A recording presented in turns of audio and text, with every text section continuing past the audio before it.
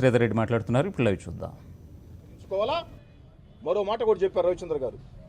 15 రోజుల నుంచే నెల్లూరు రూరల్లో తెలుగుదేశం పార్టీ నాయకుల్ని కోటమిరెడ్డి శ్రీధర్ రెడ్డి భయభ్రాంతులు చేస్తున్నారు, బెదిరిస్తున్నారని చెప్పారు. 15 రోజులుగా నేను చేసి ఉంటే అప్పుడు మీరు ఎందుకు విలేకరుల సమావేశం పెట్టలేదు? ఎన్నికలు పూర్తయిన తర్వాత 15 రోజుల నుంచి తెలుగుదేశం పార్టీ నాయకుల్ని కోటమిరెడ్డి శ్రీధర్ రెడ్డి బెదిరిస్తూ ఉన్నాడని చెప్పడం ఇది ఎంత పచ్చబద్ధమో ఈ ఒక్క సంఘటనతో స్పష్టంగా అర్థమవుతా ఉంది. అయినా రవిచంద్ర గారు, మీరు కూడా ప్రత్యక్ష రాజకీయాల్లో ఉన్నారు.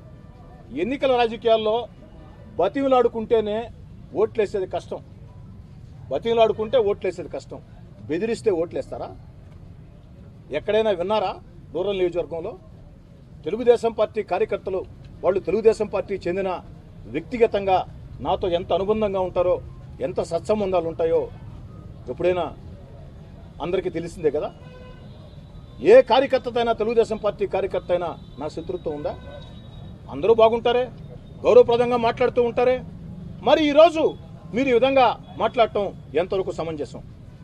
మళ్ళీ చెప్తూ ఉన్నా, తిరుమల నాయుడు మీద జరిగిన దాడిని తీవ్రంగా ఖండిస్తూ ఉన్నా, దాని మీద నిష్పక్షపాతక దర్యాప్తు జరపాలా, దోషుల్ని కఠినంగా శిక్షించాలా.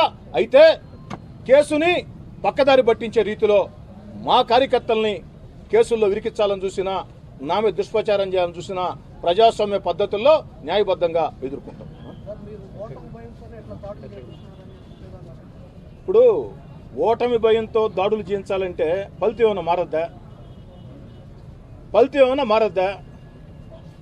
ఇప్పుడు మీకు తెలియదా తమ్ముడు తిరుమల నాయుడికి ఎంతమందితో ఎన్ని రకాల సమస్యలు ఉన్నాయో మీకు తెలియదా?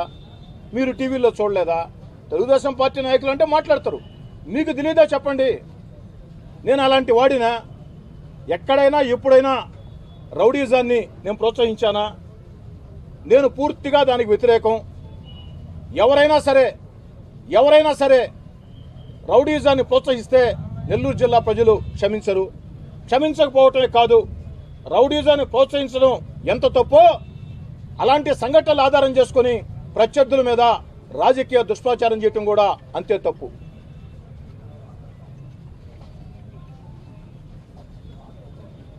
మీరు చెప్పండి సార్, నేను అడుగుతున్నాను. శ్రీధర్ రెడ్డి భూమి మీద లేకుండా చేస్తా. అజీజ్ గారు మీడియా సాక్షిగా మాట్లాడిన మాటలు, అజీజ్ గారు మాట్లాడిన 2 గంటల్లో మారణాయుధాలతో నా కార్యాలయం మీద దాడి. మీడియా దీన్ని గుర్తించాలా? వాళ్ళ వాదన నా వాదన కాదు, ఎవరి వాదనలో నిజం ఉందో గుర్తించాలా. సంఘటన జరిగిన తర్వాత తిరుమల నాయుడిని పోలీసులు విచారించక ముందే సంఘటనా స్థలంలో ఒక పక్క ఆ అబ్బాయిని కారుకిస్తూ ఉంటే బేదా రవిచంద్ర గారు, పెద్ద మనిషి అని పేరుండే బేదా రవిచంద్ర గారు, నేను ఎంతో గౌరవించే బేదా రవిచంద్ర గారు, ఎప్పుడు కూడా హోందాగా రాజకీయాలు చేసే బేదా రవిచంద్ర గారు కోటమిరెడ్డి శ్రీధర్ రెడ్డి జయించాడు. ఎంతవరకు సమంజసం? తిరుమల నాయుడిని పోలీసులు విచారించాలా? ఆ అబ్బాయిని కారుకిస్తూ ఉన్నారు. అంతలేకే సంఘటనా స్థలానికి వెళ్ళటం తప్పులే, తెలుసుంటే వెళ్ళి ఉండొచ్చు, పక్కనే కార్యాలయం కాబట్టి. ఏ ఆధారంతో నువ్వు మాట్లాడతావు? ఎలా మాట్లాడతావు? వెంటనే నీ సమక్షంలో గౌరవ మేయర్ స్థానంలో ఉన్న మేయర్ గారు, మా అజీజ్ గారు,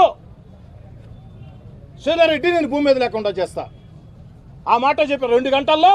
ఎవరో కాదండి, సుబ్బరాయుడు గారు, వినోష్ గారు అన్నారు, మీరు కూడా ఎవరో కాదు, అబ్దుల్ అజీజ్ గారు మాట్లాడిన 2 గంటల్లోపే స్వయంగా ఆయన సోదరుడు జలీల్ గారు మారణాయుధాలతో జరిగిన దాడి.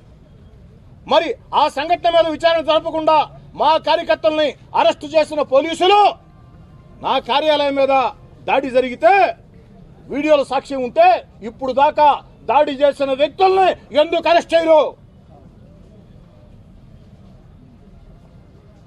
ఆఫీస్ బయట ఫ్లెక్సులు చించివేశారు. ఇది ఎక్కడ సంప్రదాయం? పోలీసులు సమాని రాకుంటే నేను కార్యాలయంలో నేను కార్యాలయం లేను. సాయంత్రం 4 గంటల సమయం నేను కార్యాలయంలో లేను.